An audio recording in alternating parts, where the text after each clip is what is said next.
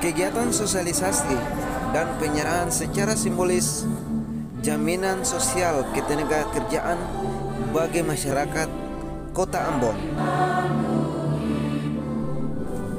khususnya bagi pekerja rentan yang ada di Kota Ambon. Kegiatan ini merupakan kerjasama antara pemerintah Kota Ambon bersama dengan BPJS Kesehatan Provinsi Maluku.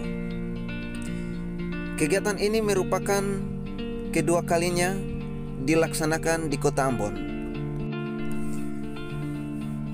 Kegiatan sosialisasi ini sudah berjalan sejak tahun 2020, di mana dapat membantu masyarakat Kota Ambon sebanyak 10.000 orang. Dan di tahun 2021 ini sebanyak 25.000 orang.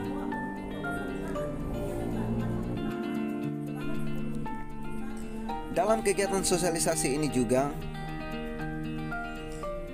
pemerintah Kota Ambon, dalam hal ini Bapak Wali Kota Ambon Rizat Lohana Pesi, didampingi Sekretaris Kota Ambon Bapak Antoni Gustaf Latuheru, menyerahkan santunan sebesar 42 juta rupiah kepada 2 orang ahli waris, dan juga menyerahkan secara langsung kartu jaminan sosial ketenagakerjaan kepada 2 orang perwakilan.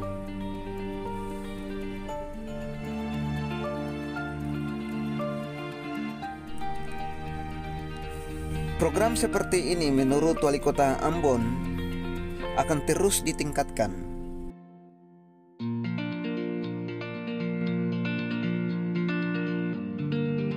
Shalom, Om Swastiastu, Namo Buddhaya, Kabea.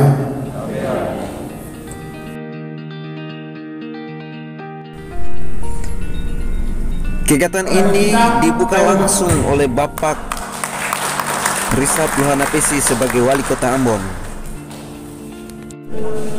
Itu yang saya bilang, kalau kita akan realisir itu sistem Bapak Asuh, ya. Jadi tiap pegawai pemerintah kota itu akan rekrut, dia akan membantu 1 orang rakyatnya untuk cover BPJS.